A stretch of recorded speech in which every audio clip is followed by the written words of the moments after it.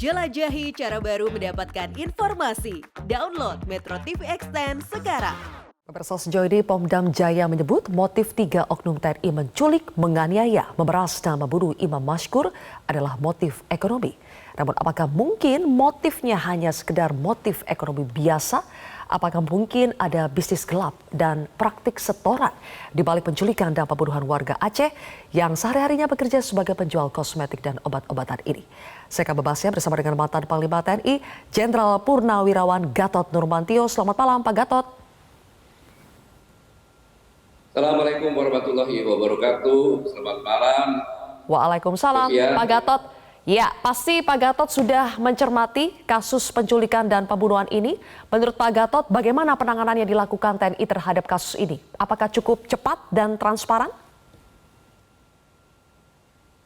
Terima kasih. Saya pikir saya pribadi maupun seluruh prajurit TNI dari tingkat Prada sampai Jenderal, saya yakin semua terkejut dan merasa marah dan sakit hati karena kinerja TNI yang selama ini yang mengatakan bahwa rakyat adalah ibu kandung TNI dicederai oleh Praka RM, Praka J, dan Praka HS dengan dituduh atau dalam pendalaman melakukan pemerasan, penculikan, dan pembunuhan.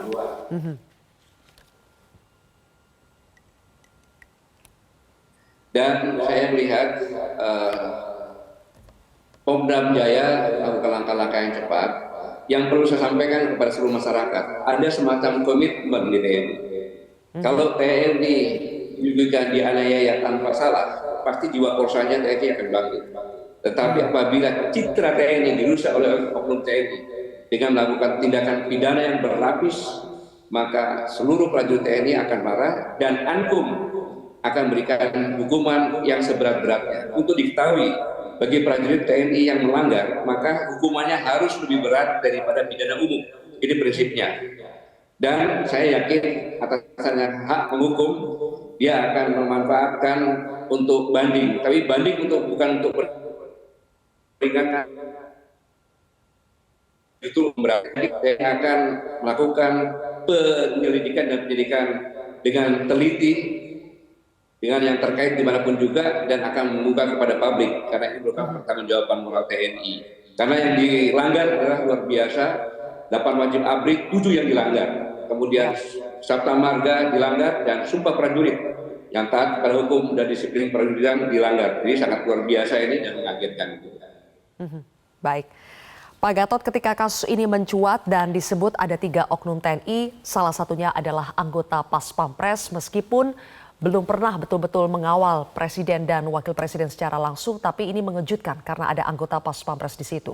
Nah, apakah dengan salah satu pelakunya adalah anggota Pas Pampres, ini lebih-lebih lagi harus menjadi perhatian dari institusi TNI untuk memperbaiki? Baik, Eva, bahwa salah satu pelakunya adalah Pas Pampres. Pas Pampres adalah pasukan-pasukan yang terpilih dan bertugas di pusat sentral strategi dari personil di negara ini, yaitu presiden. Ini satu saat satu kondisi yang sangat menyedihkan sekali dan sebenarnya tidak boleh terjadi. Tetapi kita harus melihat bahwa jangan melihat ini saja, tapi harus kita melihat ke belakang. Bahwa ada prinsip di TNI bahwa keberhasilan adalah milik bawahan dan kegagalan atau kesalahan adalah tanggung jawab pimpinan. Ya. Berkaitan dengan reformasi, TNI sudah melakukan reformasi dengan sungguh-sungguh dan berhasil kita lihat selama ini. Tetapi kalau institusi TNI, saya ulangi, kalau indikasi atau diduga institusi TNI dalam menentukan personel kunci politik dan pemerintah ikut cawe-cawe, maka tinggal tunggu saja kapan kader TNI. Sehingga TNI tidak bisa melakukan prosedur penempatan jabatan sesuai dengan merit system tidak area yang selama ini dilakukan. Dalam tanda kutip pelatur politik yang mendekati politik untuk mendapatkan jabatan-jabatan. Ini yang sangat berbahaya, yang harus juga dibenahi oleh TNI. Ya. Pak Gatot, masih banyak publik yang kurang teryakinkan bahwa ini hanya sekedar motif ekonomi biasa, penculikan, minta tebusan, kemudian berujung pembunuhan. Tapi ada yang percaya bahwa praktik semacam ini memang ada, tumbuh, mungkin dipelihara juga. Praktik budaya setor menyetor dari bawahan ke atasan. Bagaimana pandangan Anda soal ini, Pak Gatot? Ya, kalau dikatakan motif ekonomi, nanti menjelaskan bahwa semua TNI adalah motif ekonomi. Padahal Padahal TNI sekarang sudah lebih bagus lagi dengan adanya tunjangan remunerasi atau tunjangan kinerja. Apa yang dicurigai atau diduga oleh masyarakat, saya pikir dan Pemdam Jaya sudah menangkapnya dan akan menelusuri sampai ke akar-akarnya. Karena saya yakin TNI akan membongkar ini sampai ke akar-akarnya sebab penyebabnya. Jadi menjadi tuntutan masyarakat untuk terbuka, tidak usah malu TNI apabila memang terjadi, tapi untuk diperbaikinya. Saya pikir ini masukan dari masyarakat yang perlu ditindaklanjuti, didalami dalam penyelidikan dan penyidikan dalam kasus ini. Oke, pelaku ini kan hanya berpangkat praka ya Pak. Jadi mungkinkah timbul pertanyaan ini hanya bertindak sendiri, tidak ada pelaku lain yang mungkin lebih tinggi pangkat jabatannya sehingga akhirnya para pelaku yang jabatannya atau pangkatnya rendah ini berani merasa percaya diri karena punya backingan. Bisakah seperti itu Pak?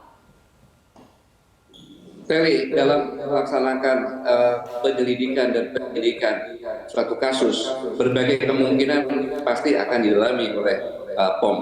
Dan bisa-bisa saja terjadi seperti ini, tapi saya tidak menuduh, tapi berikan kesempatan kepada Pemdam Jaya untuk melakukan penyelidikan dan penyidikan, dan seperti apa yang disampaikan mereka di Spenak akan menyampaikan hasilnya secara terbuka. Dan ini suatu langkah yang sangat baik saya pikir. Baik. Pak Gatot, mungkin kasus ini menjadi pintu masuk atau momentum ya Pak, karena mungkin sebelumnya ada juga kasus-kasus serupa yang dilakukan oleh oknum TNI, tapi karena ketakutan atau tidak berujung fatal, makanya menguap begitu saja. Nah, bagaimana supaya momentum ini bisa digunakan untuk bersih-bersih Pak, dari aksi-aksi peras-peras warga yang mungkin dilakukan oleh oknum-oknum TNI?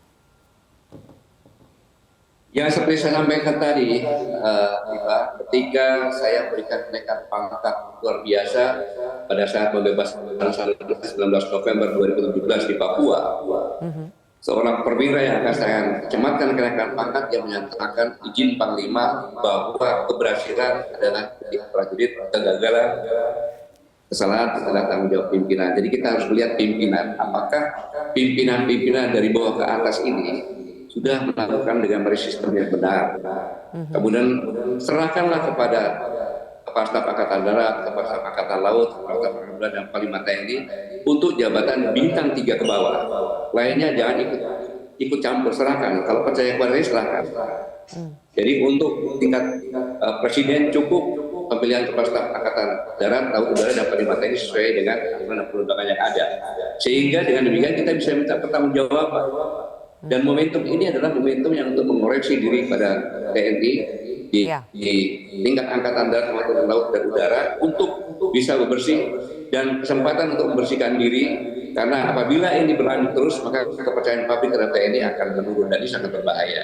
Saya yakin pimpinan sudah, Panglima TNI sudah menyampaikan, Kasat sudah menyampaikan, dan Kapuspen juga.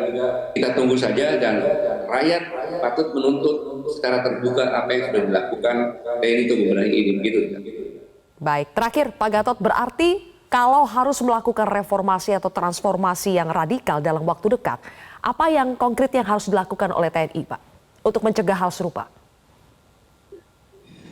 Serahkan pemilihan jabatan di TNI mulai dari pangkat terendah sampai dengan yang tertinggi, yaitu Letnan Jenderal kepada TNI. Kemudian berlakukanlah merit system yang benar dengan melakukan sidang-sidang jabatan sesuai dengan tahapan yang benar, dan percayakan bahwa TNI akan menentukan pejabat-pejabat itu sesuai dengan merit system, tour of duty, tour of area yang benar-benar profesional, diberikan tanggung jawab jabatan-jabatan yang strategis. Saya pikir ini yang harus dilakukan, karena kalau tidak, apapun dari reformasi tidak ada hasilnya, karena reformasi TNI sudah pada cukup sangat baik. Gitu, baik, oke. Terima kasih Jenderal Purnawirawan Gatot Nurmantio sudah berbagi pandangannya bersama kami di Prime Time News hari ini.